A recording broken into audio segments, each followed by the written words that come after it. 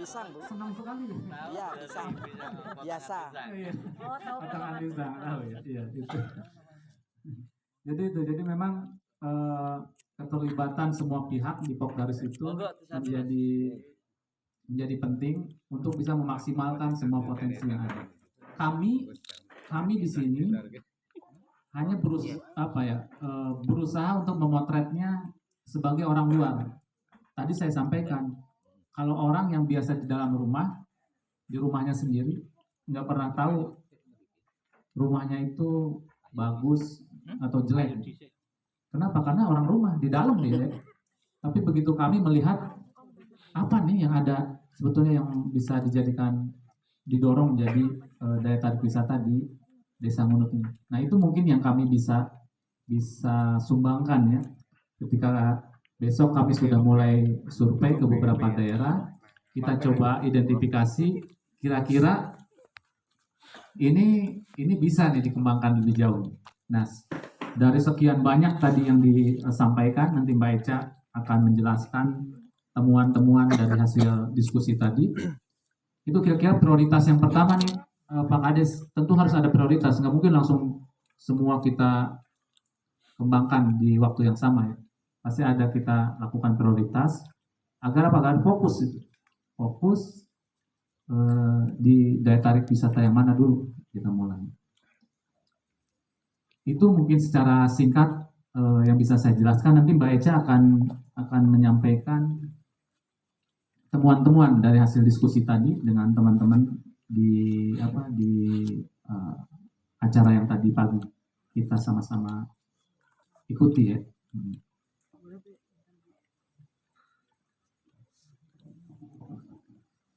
Jadi mungkin saya coba inikan dulu tentang Pokdarwisnya gitu ya. Tadi Mas Abe intinya Pokdarwis itu adalah kunci dari pengembangan pariwisata di desa gitu ya. Pokoknya penggeraknya itu Pokdarwis gitu.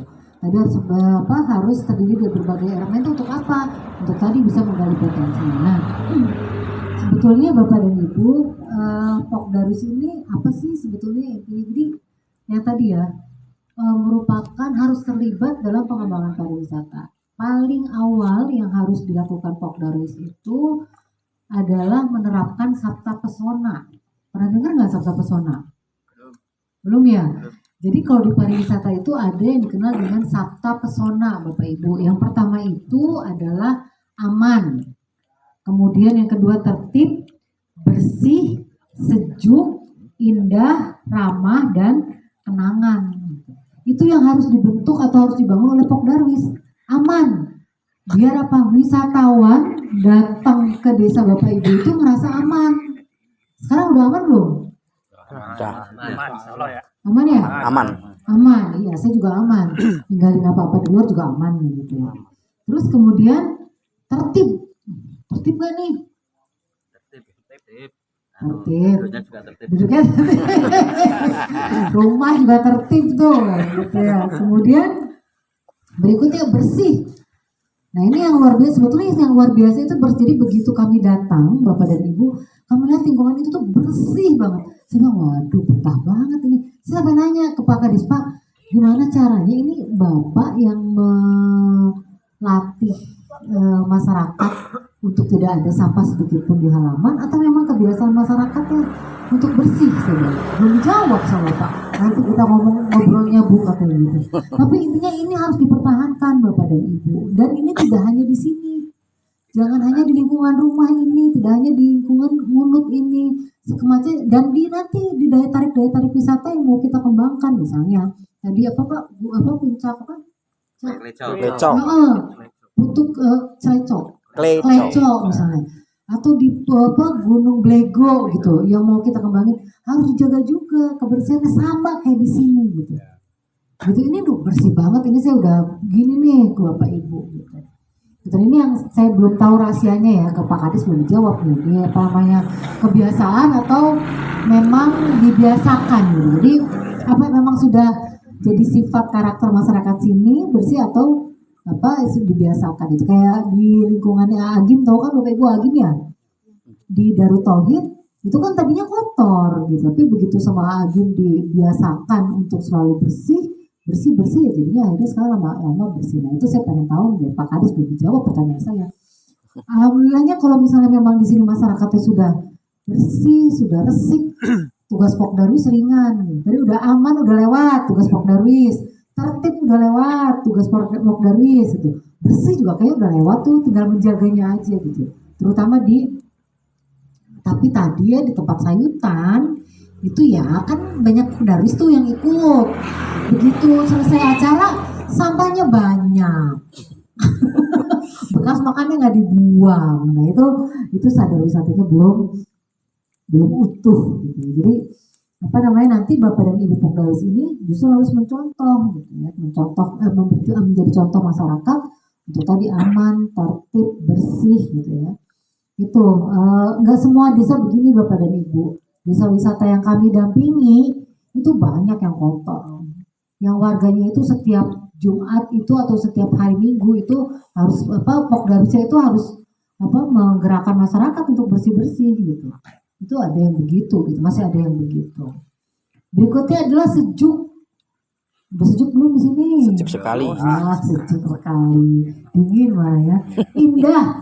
Udah indah belum lingkungannya?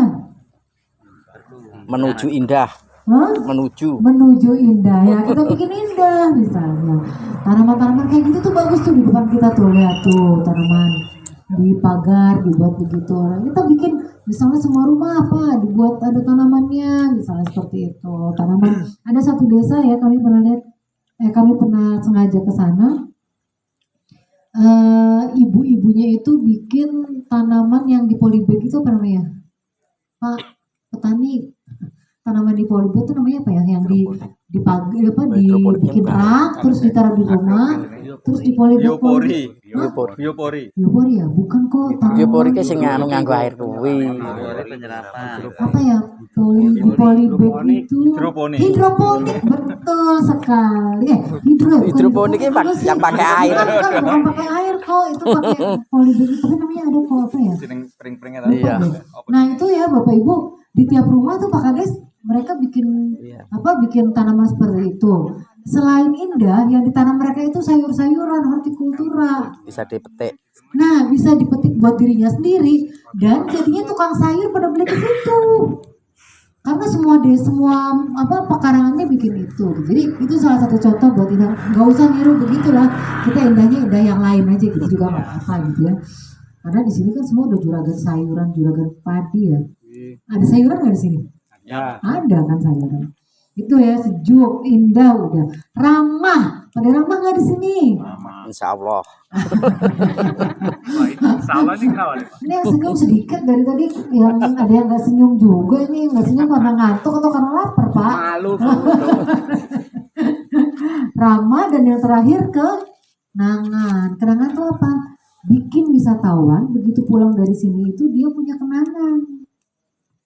Kenangannya jangan bawa oleh-oleh. Mau datang lagi, kenangan manis. Gimana caranya? Ya tadi ya, saling terkait, ramah. Terus kita bikin tadi yang kalau tadi ikutan FGD tadi, kita bikin produk pariwisata yang berkesan gitu. Kita Bapak Ibu, orang asing, wisatawan asing di Borobudur misalnya, dia yang tinggal di homestay. Homestay itu adalah rumah-rumah penduduk yang kamarnya itu ada 1 atau 2, itu boleh sampai 4 disewain untuk wisatawan. Dia tinggal bersama penduduk gitu ya, wisatawannya gitu. Kayak saya sekarang di rumah Pak Kades gitu ya. Itu saya nginep di homestay itu namanya gitu. Artinya ya kalau ini sudah jadi homestay gitu. Nah itu Bapak Ibu, itu bisa mereka nginep di situ tuh gak cuma sehari 2 hari yang nginep di homestay itu. Wisatawan asing itu bisa sebulan.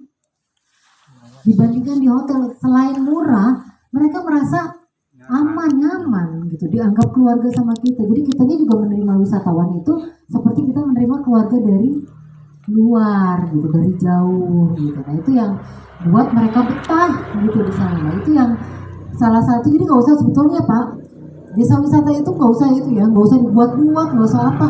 Kehidupan sehari-hari kita itu juga bisa jadi desa wisata. Bisa kita bikin kenangan kayak tadi kan. Kalau kita melayaninya dengan ramah seperti keluarga sendiri, itu aja udah jadi kenangan buat mereka. Ada satu desa Bapak Ibu di Borobudur, namanya Desa Candirejo. Dia itu nggak punya daya tarik apa-apa Pak. Daya tarik di desanya tuh nggak ada. Mereka cuma jualan homestay itu. Penduduknya itu disuruh nyiapin satu kamar homestay untuk wisatawan. Tapi itu orang asing suka banget di situ. Padahal kamarnya sederhana. Kamarnya bukan spring bed yang bagus, bukan. Kamar sederhana tapi bersih, orangnya lama gitu. Kegiatan wisatanya apa? Kalau ada wisatawan asing ke sana, cuma diajakin keliling desa, jalan kaki misalnya gitu atau naik delman. Kalau yang saya pernah ya Pak ikutan paket wisata di sana, jalan kaki di desa. Misalnya di suatu tempat itu tiba-tiba dia lihat tanaman yang dulu tuh saya dibikinin gelang sama dibikinin kalung dari tanaman itu. Apa tuh namanya ya? Mungkin ya. Jadi dipasangin, diambilin terus Bu ini Bu bisa buat kalung. Dipasangin terus bisa buat gelang, terus bisa buat kalung. Itu begitu aja tuh udah buat wisatawan tuh menarik gitu kan gitu. Yang kayak gitu jadi yang sederhana seperti itu tuh bisa jadi satu hal yang menarik gitu. Jadi nggak usah dibuat-buat gitu. Nah, itu yang yang kenangannya itu seperti itu gitu yang harus kita berikan kepada wisatawan. Itu kata pesona. Jadi pertama apa tadi Bapak Ibu? Nah, terus tertib, bersih, indah, sejuk, indah, ramah, dan kenangan. Nah, itu jadi 5. Jadi semuanya ada 10. 7. Sabta. Ada 7. Ulangi lagi apa coba Bapak Ibu? Aman. Nah, kalau saya nggak kasih clue nggak bisa deh.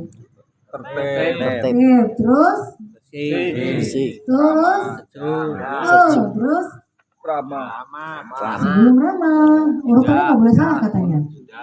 Indah. Terus, terus, kenangan. Tepuk tangan. Keren, alhamdulillah. Nah itu ya Bapak Ibu ingat-ingat. Cuma sebetulnya kalau PR-nya di Munut ini itu dari 1 sampai apa tadi kita sepakat sampai sejuk udah beres ya, setuju nggak? Setuju. Nah, dari aman sampai sejuk udah beres. PR-nya adanya tadi apa? Indah. Ramah udah beres belum? Beres. Belum semua lah. Masih ada. Kenapa? Insya Allah. Kalau di desa kan ramah-ramah Bu. Insya Allah. Kalau di desa itu insya Allah ramah-ramah. Ya, betul. Terus satu lagi yang itu yang PR berat adalah kenangan. Nah, itu PR berat. Nah, itu yang nanti dan itu tugasnya apa? Tugasnya teman-teman Pokdarwis nanti kan ini bapak-bapak yang di depan kita juga mungkin belum tahu nih ada Pokdarwis. Mungkin belum tahu nih kita mau jadi desa wisata. Nanti bapak-bapak Pokdarwis lah yang bertugas untuk mensosialisasikan ini ke masyarakat gitu ya. Kita mau bikin desa wisata, kita perlu dukungan masyarakat gitu, seperti itu yang nanti ke depannya kalau kita udah punya produk-produk pariwisata yang bisa kita tawarkan kepada wisatawan, Bapak Ibu lah yang jadi pengelolanya gitu. Nanti kita bareng-bareng hari apa ya di sini? Hari Jumat kita bareng-bareng datang kita survei. Pokdarwisnya kalau bisa sih ikut biar kita bisa sama-sama mikirin gitu ya. Jadi misalnya kita ke tempat kerajinan atau kita ke tempat ibu-ibu kuliner, yuk kita bisa bikin apa nih di sini gitu. Bisa bikin kegiatan wisata apa nih di sini, misalnya belajar bikin keripik pisang misalnya seperti itu. Oh Pak, pisang Pak ya di beberapa tempat itu Pak jadi oleh-oleh Pak, pisang goreng. Jadi maksudnya hanya pisang goreng tapi memang rasanya beda-beda gitu ya. Saya kemarin ke Pekanbaru gitu ya, itu orang-orang Kementerian Pariwisata bawa pulangnya tuh pisang goreng, padahal di Jakarta juga banyak kan pisang goreng gitu. Tapi itu pisang gorengnya beda memang rasanya, tapi bentuknya sama Pak. Misalnya itu pisang kipas dibentuk kipas, dibentuk crispy gitu ya. Itu sampai ada yang jualnya itu dalam di vakum dan di frozen, dimasukin apa kulkas gitu ya. Jadi orang-orang Jakarta itu bawanya itu dalam bentuk es gitu. Itu orang Jakarta tuh yang begitu aja dibeli gitu. Pisang goreng doang gitu, di Jakarta juga banyak pisang goreng gitu kan gitu. Tapi mereka beli gitu. Dan kami ini Bapak Ibu, kami kan lagi pendampingan di Pulau Maratua. Pulau Maratua itu di Kalimantan Timur, di laut. Jadi 3 jam lah naik kapal dari darat ke laut ya, di kapal laut dan di laut lepas Bapak Ibu. Jadi kalau ke sana sih terus terang aja, kalau di tengah-tengah tuh udah pengen nangis, balik lagi nggak bisa, terus lagi masih jauh gitu ya, karena ombaknya tuh gede banget. Apalagi pas pertama tuh kan. Pas pertama itu lah saya sih udah mau nangis aja tuh, tapi pendampingan ya, jadi harus mau nggak mau harus balik ke sana. Nah di situ Bapak Ibu ada pisang goreng juga enak. Itu tuh rasanya beda juga tuh pisang goreng di sana gitu. Dan kalau dia tuh pakai sambal pisang gorengnya itu gitu. Ada sambal yang kita kita cocol gitu. Nah itu juga jadi salah satu yang apa namanya diminati oleh wisatawan di sana tuh, pisang goreng di sana, termasuk kami. Begitu mendarat juga sih, oh pisang gorengnya ada nggak, pisang goreng gitu. Padahal cuma pisang goreng doang Mbak, tapi itu belum dikemas apa-apa tuh kalau di Maratua itu gitu. Tapi yang itu dia di Pontianak, kemudian di Pekanbaru itu pisang goreng itu bisa jadi oleh-oleh gitu. Nah jantung pisangnya juga bisa nih. Pernah ya, jadi kami pernah juga pendampingan di Lombok Bapak Ibu, Lombok Pak.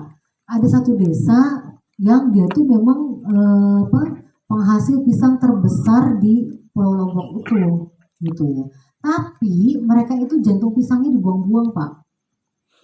Jantung pisangnya itu dibuang-buang gitu, jadi banyak banget. Nah kami kebetulan waktu itu pendampingannya ngajakin chef dari hotel sekitar situ, tapi chefnya chef hotel bintang gitu ya, dia pengalaman hotel bintang. Terus sama dia, Bu katanya, Bu ini jantung pisang sebetulnya bisa diolah katanya kayak gitu. Jadi di ini sama dia diajarin tuh masyarakat olah jantung pisangnya, jadi aja. Jadi itu Pak, jadi banyak sekali gitu yang bisa kita kembangkan gitu ya untuk ke arah situ. Jadi intinya itu nanti Pokdarus itu tahapannya begitu. Sekarang kita sendiri harus secara internal harus solid dulu, terus kita bareng-bareng yuk nanti barengan sama kami kita bikin itu identifikasi potensi bareng-bareng, kita tentuin kita bisa punya produk pariwisata apa aja, jangan terlalu banyak. Misalnya tahun ini kita fokus di 3 sampai 5 dulu misalnya gitu. Tapi harus dijadiin dulu nih gitu ya. Tahun depan kita naik lagi, kalau udah jual laku, tahun depan kita naik lagi. Nah, kita bikin paket wisata, nanti terus baru dipikirin nih, kalau udah terima uang, mau digimanain uangnya, ngelola keuangannya seperti apa, mau dibagi ke siapa aja nanti uangnya, gitu. Karena pembagian manfaat juga harus rata.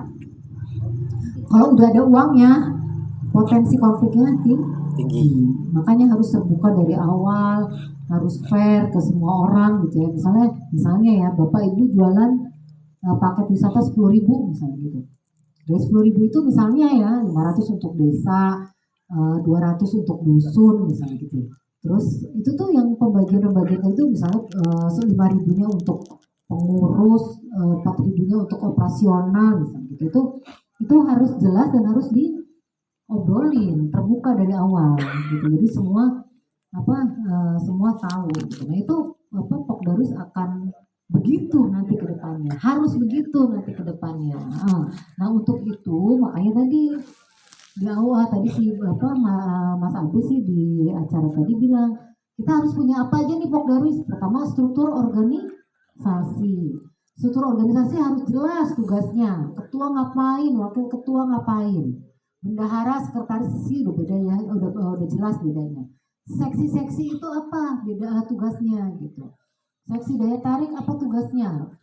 Kalau ada seksi kuliner apa tugasnya? Apa bedanya seksi kuliner sama seksi daya tarik? Seksi daya tarik wisata boleh nggak ngurusin kuliner misalnya seperti itu. Itu harus jelas tugasnya satu-satu gitu ya. Jadi jangan sampai ada yang saling ini. Struktur organisasi udah punya, terus bikin ADART. Nanti kita bareng-bareng bikin ADART-nya ya, ADART organisasinya. Kemudian saya itu bikin program kerja biar kita nggak bingung mau ngapain aja gitu. Dan program kerjanya ini nanti akan disesuaikan dengan kami akan membuat perencanaan desa wisata Bapak Ibu gitu ya. Kami akan bantu buat perencanaan. Kita